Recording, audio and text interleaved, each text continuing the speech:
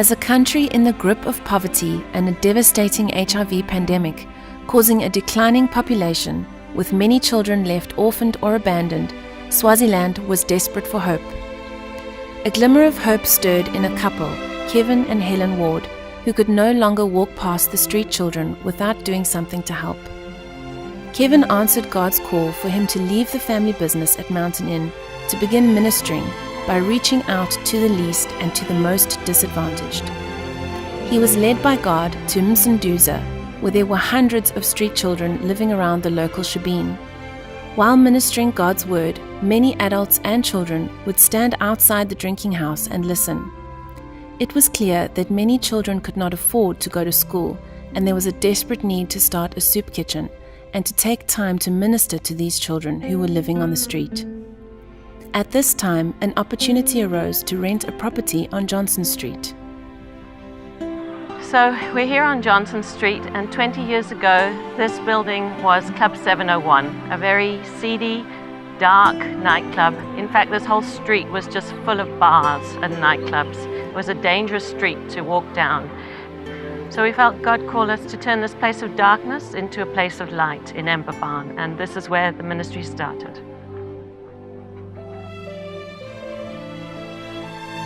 After some paint and time investment, the bar was transformed and they could start holding church meetings in the building.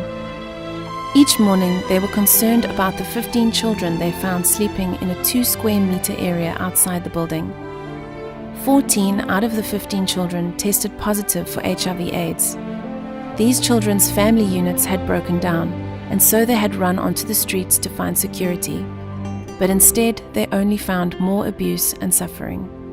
So whilst one of the children was taking a shower, and there was a long line of children coming to collect clothes, take a shower, put on the new clothes, get their food, one of the children screamed. I went running around the building to find the nurse was attending the child, and young Innocent, his name was Innocent, had taken a shower and soap had gone into the ulcerated areas of his body. His mother had passed away. His grandmother was alive. No one was available to care for him. They didn't have funds. What had happened is little Innocent had been pushed across to live with another man. The man had abused him. And as a result, Innocent was angry, went onto the streets during the day, sucked glue because he couldn't live with himself. He masked his pain by inhaling glue. And the consequence of glue and the lifestyle of being abused was that his areas had been ulcerated, and so the soap got into those areas. It was this scream, this dreaded scream, that woke my world up. I was not exposed, had not been exposed to this world, and I suddenly realized it was no longer good enough just to provide food and clean clothes. We had to provide a safe, secure Christian home to get these children off the street.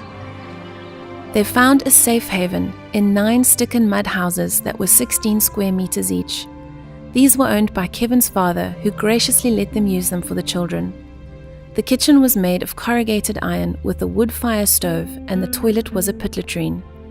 The meals for the 45 children who were rescued off the street consisted of donated beans for breakfast, lunch, and supper. These stick and mud houses eventually became the Emafini Teen Challenge Men's Center, as God's gracious provision made it possible to start a rehabilitation center to free the youth of drug and solvent dependence.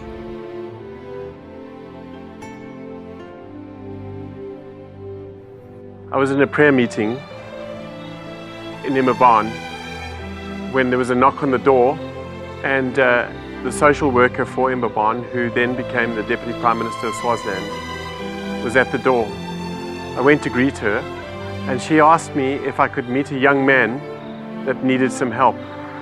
I went to the door expecting a young man of 14 or 15 years old and found a 9-year-old boy. I'll call him John for his own security. John's mother was dying of HIV/AIDS. His father had died of AIDS, and none of the family members were prepared to look after the child.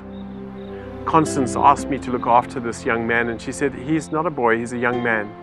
That every morning he gets up and sells fruit and veg in a place like this, with the fruit and veg that he sells, he makes profit.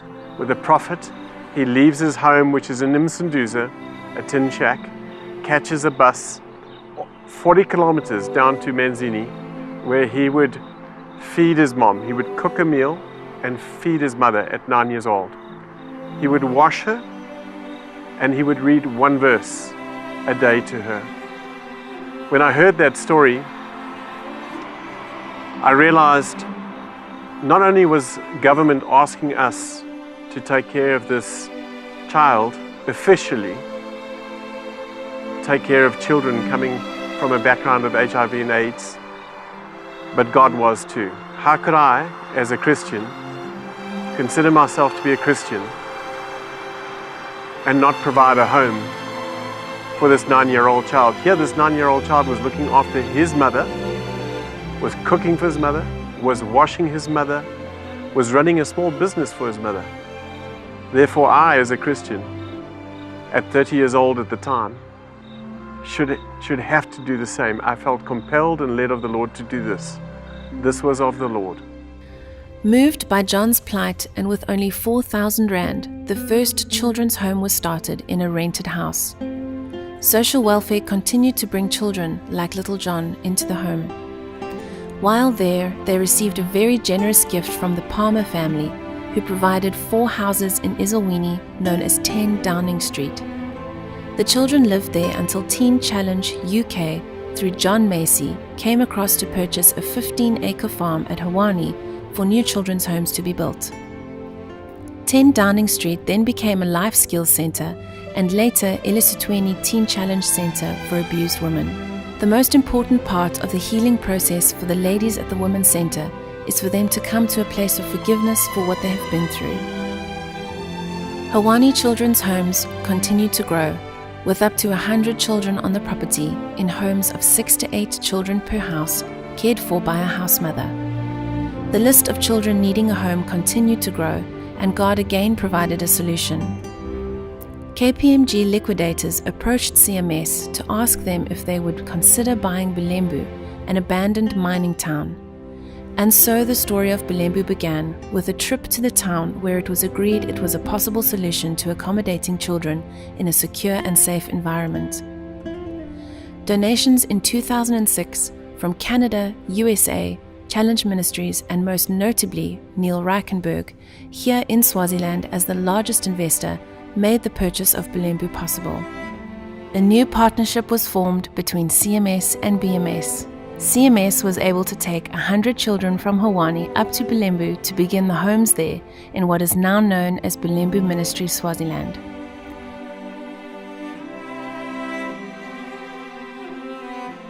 These two ministries are blessed to share the same board of directors. While Bulembu continued to develop as a place of hope and restoration, one home and one school at a time, God gave Kevin a further vision to reach rural areas in Swaziland. Through planting churches in rural areas, they were able to reach the most deprived communities. In addition to a church, they built a pastor's home, a children's home for orphaned and vulnerable children, as well as a preschool. Many of the surrounding families in these areas are severely affected by HIV/AIDS and have suffered great loss. By planting these in-community by community churches, they were able to provide assistance and to teach primary healthcare and first aid in and through the local church.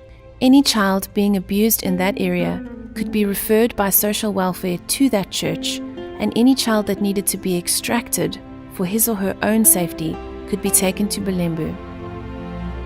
Today, 10 ICBCs have been planted, with a long-term vision to establish 60 ICBCs throughout Swaziland.